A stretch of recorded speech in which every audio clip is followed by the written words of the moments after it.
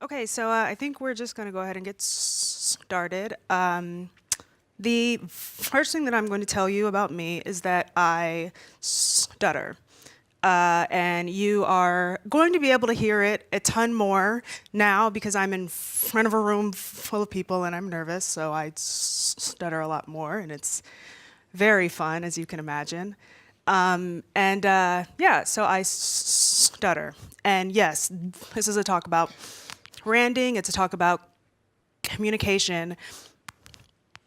But in order for me to tell you the views that I have on branding, I have to tell you I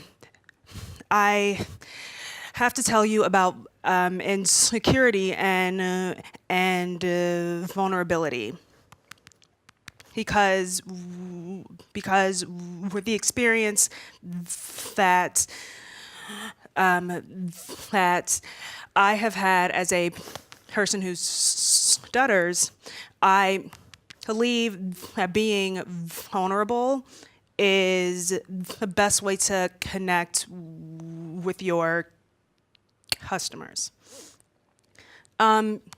Before I go any further, I'm gonna tell you more about stuttering. This is me. I'm around 3 years old.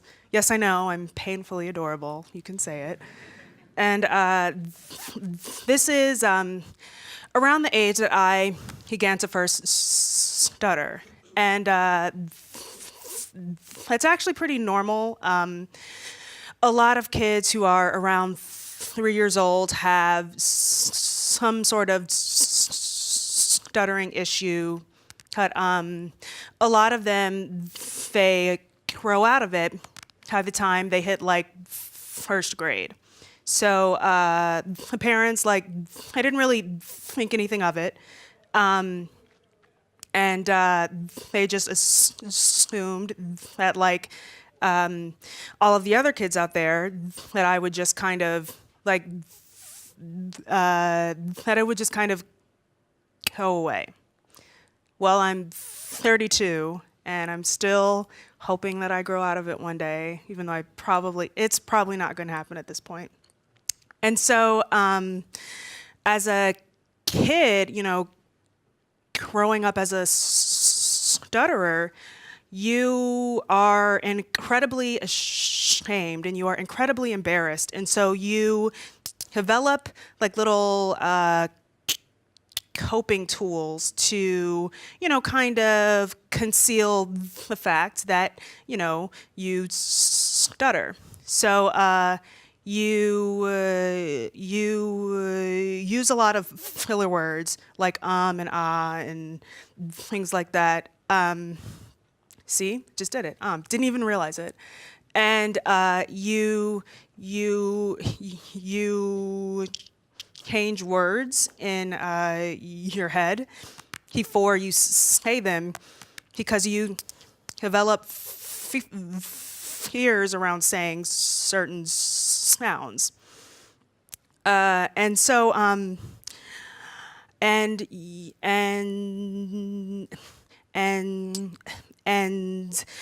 I did, you know, pretty much all of those things. I tried for a very long time to hide the fact that I stuttered because I was embarrassed and ashamed.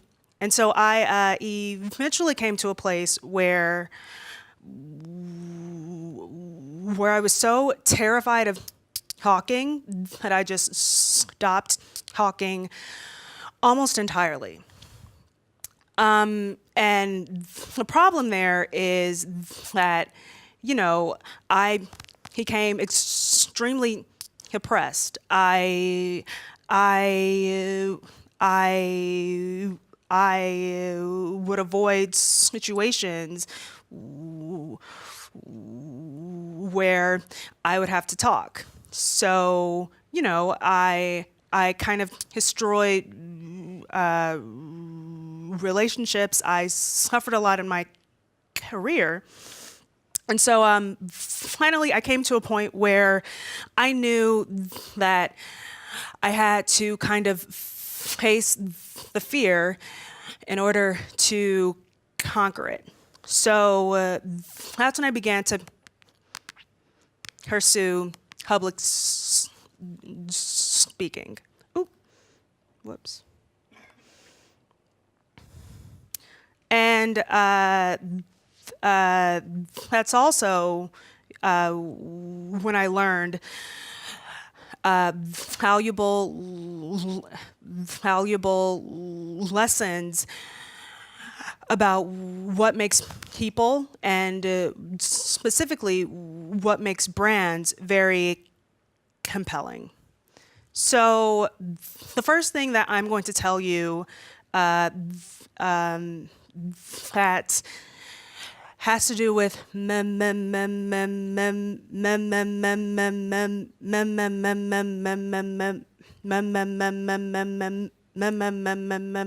marketing is that all of us are marketers, right? We all have careers. We all post content on the internet. We have things that we're very invested in. We have things that we do in our free time. And all of those things are the things that make us different. And the things that make us different are the things that make us pretty interesting. And I also believe that those things that make us different also make us a lot more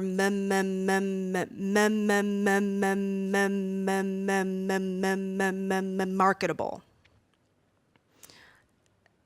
So the other thing that I'm going to tell you about branding and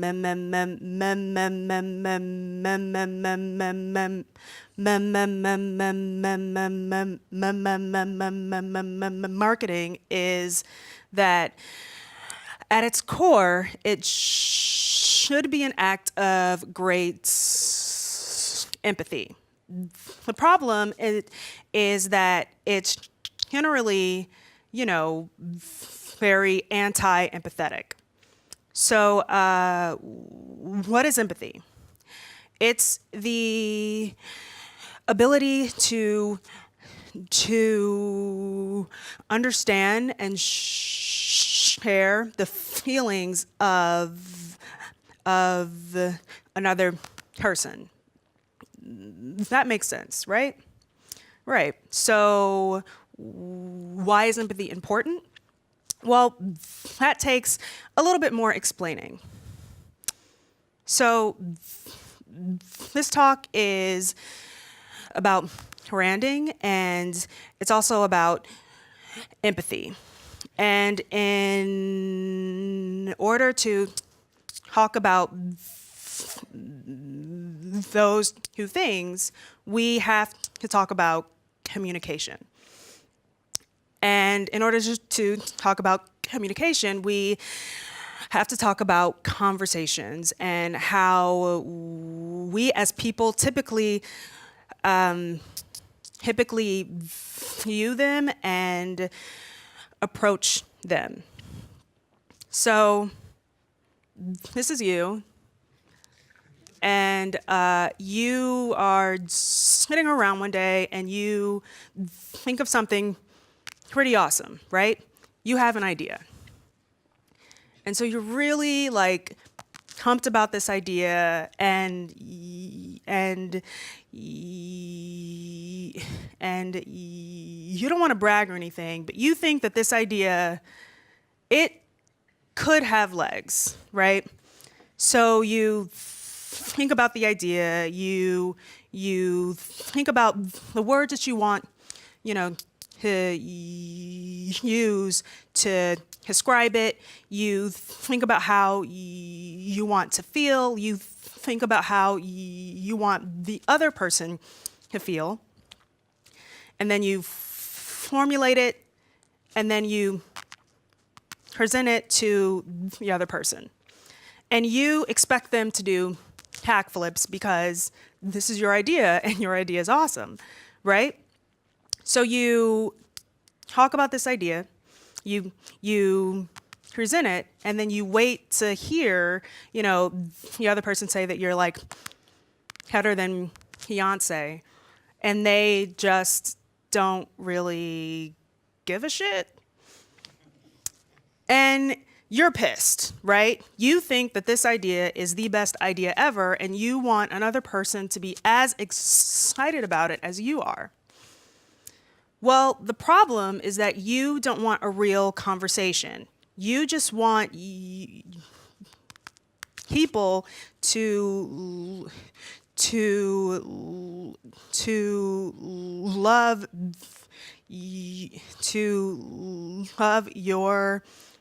your thoughts the way that Kanye loves Kanye.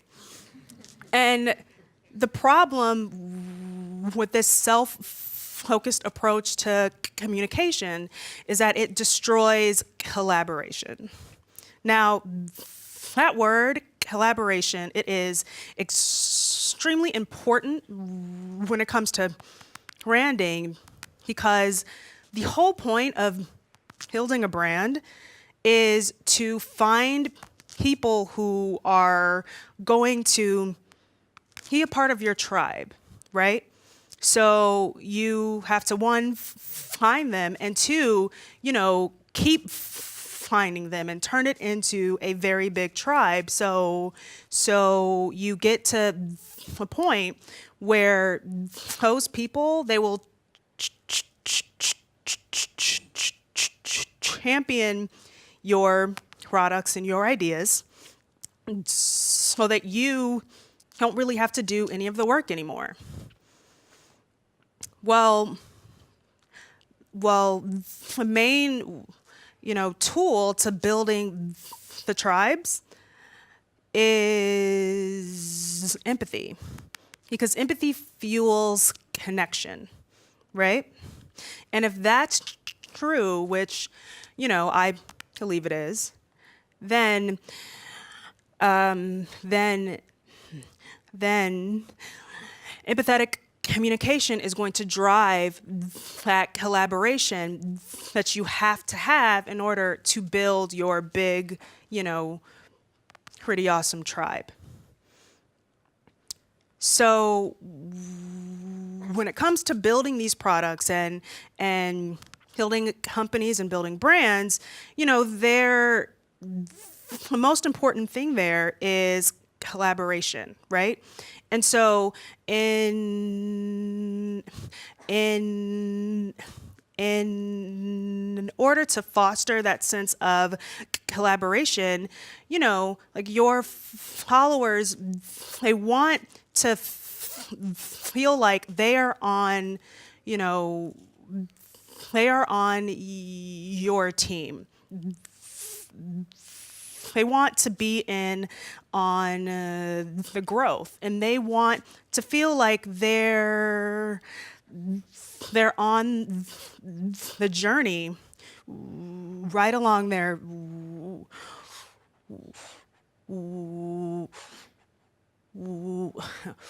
with you. And if you do, take them on the journey, then they are going to turn into highly engaged customers. So, how do you do this? How do you build a tribe of people that absolutely adores you and wants to both purchase, the thing that you're trying to sell, and to tell other people who also purchase those things? Well, the first thing that you have to do is to be vocally transparent. You have to be honest about your failures and your fears and your insecurities. this connects you with your target audience in a very real way. And here's an example of it. This guy, his name is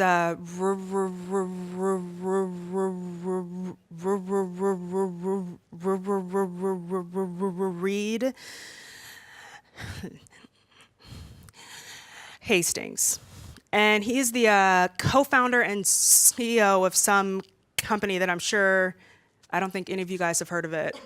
And he has made some very expensive and very big and very bad choices in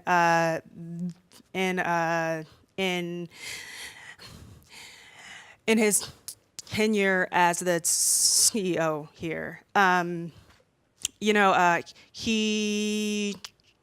He tried to split the company into two different services. You remember Quickster and how just devastating that was for the brand. The stock prices plummeted, and he was completely embarrassed. You remember back in, I want to say it was 2010, when he tried to raise prices from like $7.99 to like $12, and people just went completely crazy about it. He completely owned up to both of those extremely awful choices. And he even went to the board of directors and told them to fire him twice. And they chose to stick with him because, one, they believed in him, and two, he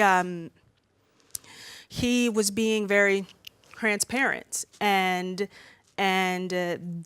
they believed that he could turn these things around. And so it's 2016 now, and this is pretty much the biggest TV station in the world. So his transparency was pretty helpful for him in his career. So the other way that you can build your brand is to, create content for your followers that they can truly embrace, right? So this doesn't mean like dumbing down your content or dumbing down your products, right? Speaking to people on their level doesn't do anything to compromise the level that you are on. So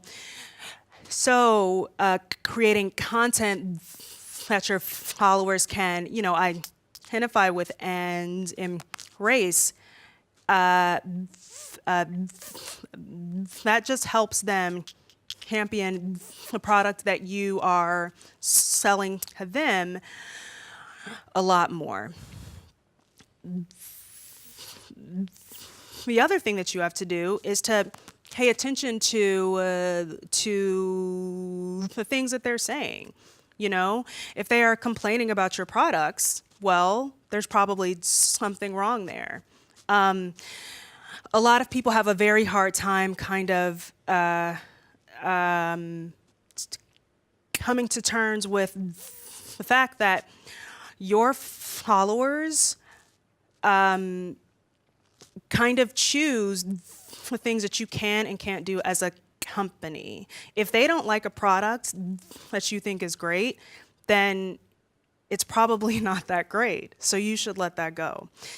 If you pay attention to your followers, if you truly, embrace the things that they are saying as well, then you are going to create a tribe of people who are, going to be extremely loyal to you.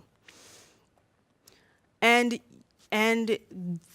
that's kind of the whole point of this thing, is to just be incredibly empathetic, right? When you talk about your company and your products and your thoughts and ideas from a place of empathy, and you listen to others from that same place, you are going to create something that's bigger and better than you could have created by yourselves. And that takes vulnerability. That's the vulnerability to, just be honest about the things that you aren't very good at. To say, hey, like I've fucked up and I'm sorry, and here's how I'm going to change it. It takes vulnerability to be vocally transparent and to be brutally honest. It also takes courage. The courage to pay attention to the people that follow you, to pay attention to your customers, and it takes courage to, sometimes divorce yourself from what you think is true and embracing something that you have, not always completely agreed with. I know that in my own life, stuttering has taught me, it's forced me to be vulnerable. And it's taught me to be courageous. And so those two things have helped me personally and professionally be an incredibly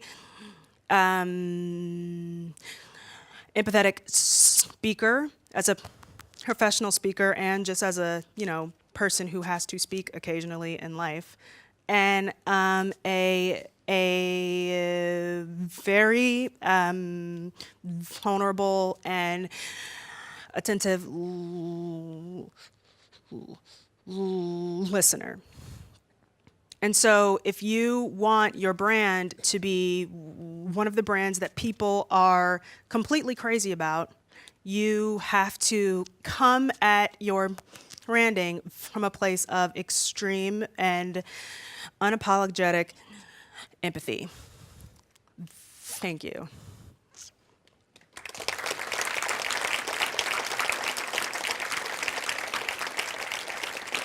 Pause.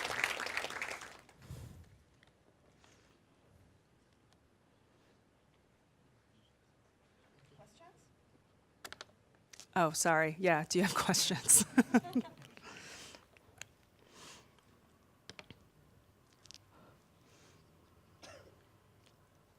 No? What you said resonates in us, but why don't big brands don't do that? What do they embrace that? Wait, what? I'm sorry? Why do we still have this push marketing in your face? And, The push marketing in your face, and why don't brands, embrace empathy? You know what? I think a lot of people are just terrified of people seeing that they are flawed, right? Like these big and powerful companies, like they want you to think that they're, unbreakable, and that, that's just not true. So I think it's just based off of fear. It's It's the fear of showing weakness and the fear of showing flaws.